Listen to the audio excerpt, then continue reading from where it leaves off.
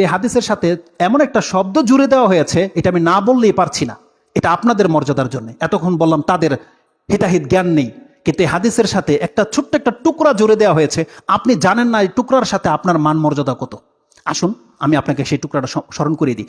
এই হাদিসটা বলার পরে রাসূলুল্লাহ সাল্লাল্লাহু আলাইহি সাল্লামের আরেকটা হাদিসের মধ্যে এই কথাটা রয়েছে, যেই শব্দটা আছে মওজুমুল আওসাত 4677 এবং ইমাম নাসিরুদ্দিন আলবানী তার সিলসিলাতুল আহাদিস সাহিহার মধ্যে 1505 নম্বরে সহি বলেছেন। বিদায় আমি আপনার কাছে কোট করছি।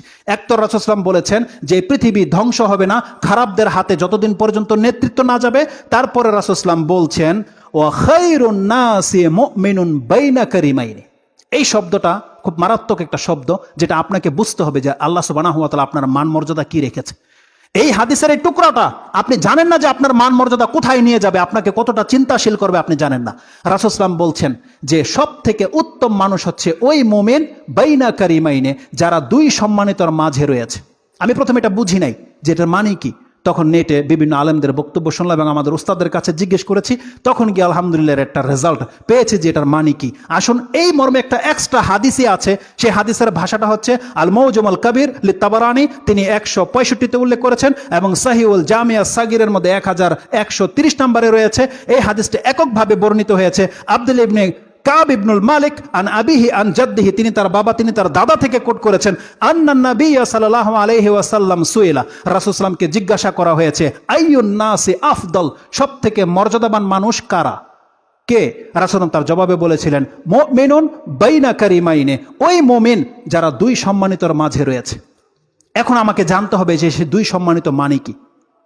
এর ব্যাখ্যা প্রথম আমি ইমাম তাহাউই, তিনি একজন প্রখ্যাত আলেম, হানাফি আলেম, প্রখ্যাত তাহাউই মানে আলেম, তিনি তার একটা কিতাব রয়েছে শারহ মুশকিলাতুল আসার, তাতে তিনি এই ব্যাখ্যা করেছেন। কি ব্যাখ্যা করেছেন? ব্যাখ্যার নাম্বার হচ্ছে 2051। তাতে তিনি বলেছেন এই বাইনা কারিমাইনি হচ্ছে ওই ব্যক্তি মুমিনুন বাইনা আবিন মুমিনিন হুয়া আসলুহু ওয়া ইবনিন মুমিনিন হুয়া ফারউ। তার মানে হচ্ছে এখানে আল্লাহ সুবহানাহু ওয়া তাআলা ওই মুমিন পিতাকে উল্লেখ করেছে, যে এই পিতা হচ্ছে একটা গাছের কাণ্ড আর তার সন্তান হচ্ছে শাখা প্রশাখাগুলো। তার মানে বুঝেন, একটা গাছের কাণ্ড হয় তারপরে তার শাখা প্রশাখা গজায়।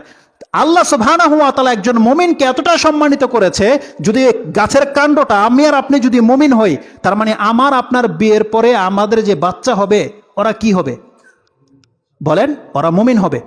একটা কাফের হিন্দুর ঘরে কি হয়? হিন্দু হয়। খ্রিস্টানের ঘরে খ্রিস্টান হয়, কিন্তু মুসলমানের ঘরে কি হয়? মুসলিম হয়। তাহলে এই যে বাচ্চাগুলো যে মসজিদে চলে এসেছে, ওরা তো জানে না ইসলাম কি জিনিস। ওদেরকে এখানে আসার সুযোগ কে করে দিয়েছে? তার পিতামাতা। আল্লাহ সুবহানাহু ওয়া তাআলা পিতার ইসলামের কারণে ওদেরকে ইসলাম দিয়ে দিয়েছে। বুঝেন? তার মানে আপনার যতগুলো সন্তান হবে আপনার মাধ্যমে ওরা ইসলাম পেয়ে গেছে। আপনি যেমন সম্মানিত, আপনার মাধ্যমে আল্লাহ ওকে সম্মানিত করে দিয়েছে। এইটা হচ্ছে বাইনা কারিমাইনে, দুইজনই হচ্ছে সম্মানিত, আর দুইজনের মধ্যে ঈমান বদ্ধমূল রয়েছে। যখনই কোনো পিতা মুমিন হবে আর তার সন্তানও মুমিন হবে, এরা হলো এই পৃথিবীর সব থেকে শ্রেষ্ঠ সন্তান। আর এটা একটা আরেকটা রেজাল্টকে আমি আপনাকে বলি, এটা তো একটা যে একজন ব্যক্তি আজকে আপনি হিন্দুদেরকে দাওয়াত দেন ইসলাম গ্রহণ করবে না, কিন্তু যে আপনার সন্তানটা আপনার কথা মেনে নিচ্ছে কেন? কারণ আপনার নসল থেকে মুসলিমের ঘরে জন্ম হওয়ার কারণে মুসলিমত্ব পেয়ে গেছে। ও কত বড় নিয়ামত পেয়ে গেছে, এটা বাচ্চারা এখন বোঝে না। যখন ও বড় হবে তখন বুঝতে পারবে যে আমাদের মুসলিম ঘরে জন্ম দিয়ে আল্লাহ আমাদের উপরে কত বড় ইহসান করেছে। রাসূল সাল্লাল্লাহু আলাইহি ওয়াসাল্লাম এই কথাটা বলেছিলেন যে প্রত্যেকটা বাচ্চা তো জন্ম হয় ইসলামের উপরেই, কিন্তু বাপ মা তাকে কি বানায়? খ্রিস্টান বানায়। বাপ মা তাকে হিন্দু বানায়। বাপ মা তাকে কবর পূজারী বানায়। বাপ মাই তাকে তাওহীদবাদী বানায়। অতএব আপনাদের তাওহীদ শিক্ষাটা অত্যন্ত জরুরি। আপনি যদি আপনার রবকে না চিনেন, আপনার সন্তান কোনোদিন আপনার রবকে চিনতে পারবে না। আপনি যদি মাজারের পূজারী হন, আপনি যদি থার্ড পার্সন কোনো ব্যক্তি হন, আপনার সন্তান কিন্তু আপনার পথে চলবে। হতে পারে ওর ভাগ্য কোনোদিন ওকে সঠিক রাস্তায় এনে দিতে পারে, যেমন অনেক অমুসলিম ইসলাম গ্রহণ করে নিচ্ছে, হতে পারে এক্সেপশনাল, কিন্তু জেনে নেন আপনার দায়িত্ব ছিল আপনি আপনার সন্তানকে মুসলমান বানাবেন। এটা হচ্ছে বাইনা কারিমাইনে। আরেকটা রেজাল্ট কি জানেন? এটা হচ্ছে একটা রেজাল্ট যে আপনার মাধ্যমে আপনার সন্তান ইসলাম পেয়ে গেছে। আরেকটা বেনিফিট পাবে জান্নাতে। রাসূলুল্লাহ সাল্লাল্লাহু আলাইহি ওয়াসাল্লাম বলছেন এবং কোরআনে আল্লাহ জানিয়েছে, আল্লাহ প্রত্যেকটা ব্যক্তির সাথে এত বড় ইহসান করেছে, এটা আপনার আমার জীবন দিয়ে হয়তো বুঝতে পারবেন না, কিন্তু আমরা যদি আবু বকর, ওমর, উসমান রাদিয়াল্লাহু তাআলা আনহুম আজমাইনদের জীবনী দিয়ে বুঝাই, তাহলে আপনি বুঝতে পারবেন।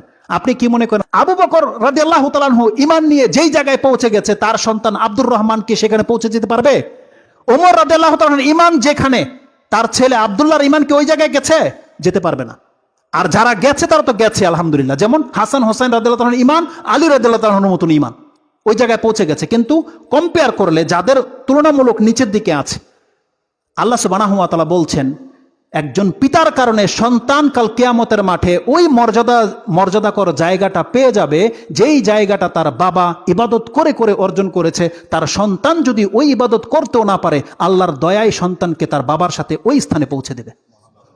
তার মানে যেই জায়গায় মুহাম্মদুর রাসূলুল্লাহ পৌঁছে গেছে, শুধু তার নসলের কারণে প্রত্যেকটা আজওয়াজুল মুতাহহারাত যারা উম্মাহাতুল মুমিনিন, তারা প্রত্যেকের রাসূলের সাথে সেই জান্নাত পেয়ে যাবে। আপনি কি ভেবেছেন? এবং তাদের ঘরের যে সন্তান রুকাইয়া, জাইনাব, উম্মে কুলসুম, ফাতেমা রাদিয়াল্লাহু তাআলা আনহুম আজমাইন, তারা প্রত্যেকে রাসূলের সাথে সেই জান্নাতে যাবে যেখানে রাসূলুল্লাহ সাল্লাল্লাহু আলাইহি ওয়াসাল্লাম পৌঁছে গেছে। আবু বকর সিদ্দিক, ওমর যেখানে পৌঁছে গেছে রাদিয়াল্লাহু তাআলা আনহুম আজমাইন, তার সন্তানরা সেই জায়গা পেয়ে যাবে। আপনি কি ভেবেছেন? তাহলে একজন পিতা মুমিনের হওয়ার কারণে, তাওহীদবাদী হওয়ার কারণে সে আল্লাহর কাছে যত মর্যাদায় পৌঁছে যাবে, সে যদি তার সন্তানকে অন্তত পক্ষে ঈমানের উপরে টিকিয়ে রেখে যেতে পারে, তার সন্তান তার মতো ইবাদত না করতে পারলেও আল্লাহ এই পিতার সন্তুষ্টির কারণে যাতে তার চক্ষু ঠান্ডা হয়ে যায়, তার সন্তানদেরকে দেখে আল্লাহর দয়ায় সে সন্তানকে ওই জায়গায় দিয়ে দিবে যেই জায়গায় আপনি আমি পৌঁছে যাব।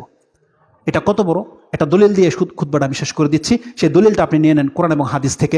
আব্দুল ইবনে আব্বাস রাদিয়াল্লাহু তাআলা তিনি বলছেন, ইন্নাল্লাহা লা ইয়ারফাউ যুররিয়াতাল মুমিনি মাআহু ফি দারাজাতিহি ওয়া ইন কানু লাম ইয়াবলুগুহা বিআমালিহি। আল্লাহ সুবহানাহু ওয়া তাআলা একটা নীতি রেখেছে, একজন মুমিন বান্দা আল্লাহর যত বড় ওলি হোক না কেন, সে যেই জায়গায় পৌঁছে যাবে তার চক্ষুকে ঠান্ডা করার জন্য আল্লাহ তার সন্তানকেও তার কাছে ওই দামি জান্নাত দিয়ে দেবে, কেবলমাত্র তার চক্ষুকে ঠান্ডা করার জন্য।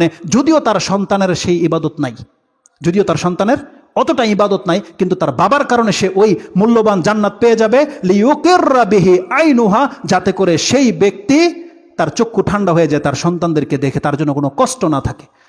তারপরে আব্দুল ইবনে আব্বাস রাদিয়াল্লাহু তাআলা আনহু বলছেন যে রাসূলুল্লাহ সাল্লাল্লাহু আলাইহি ওয়াসাল্লাম আমাদেরকে কোরআনের এই আয়াত পাঠ করে শুনিয়েছেন, ওয়াল্লাযিনা আমানু ওয়াত্তাবাআতহুম যুররিয়াতুহুম বিঈমানিন আলহাকনা বিহিম যুররিয়াতাহুম ওয়া মা আলাতনাহুম মিন আমালিহিম মিন শাই। এই আয়াতটা সূরা তোহার 21 নম্বর আয়াতে রয়েছে।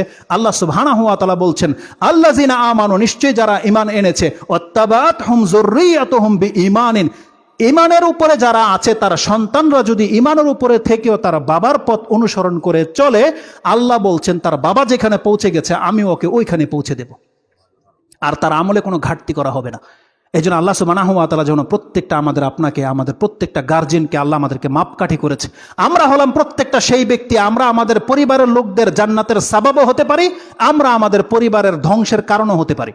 এই জন্য আল্লাহ সুবহানাহু ওয়া তাআলা বলছেন, কু আনফুসাকুম ওয়া আহলিকুম নারা, তুমি তোমার নিজেকে বাঁচাও এবং তোমার পরিবারের লোকদেরকে বাঁচাও। অতএব আপনাকে প্রথমে আগে তাওহীদ শিখতে হবে, আল্লাহকে চিনতে হবে, এবং আপনার উপরে দায়িত্ব আপনার পরিবারকেও আপনাকে আল্লাহকে শিখাতে হবে। এটা প্রত্যেকটা পুরুষ এবং প্রত্যেকটা মা তাকে এটা কান খাড়া করে শুনে রাখতে হবে।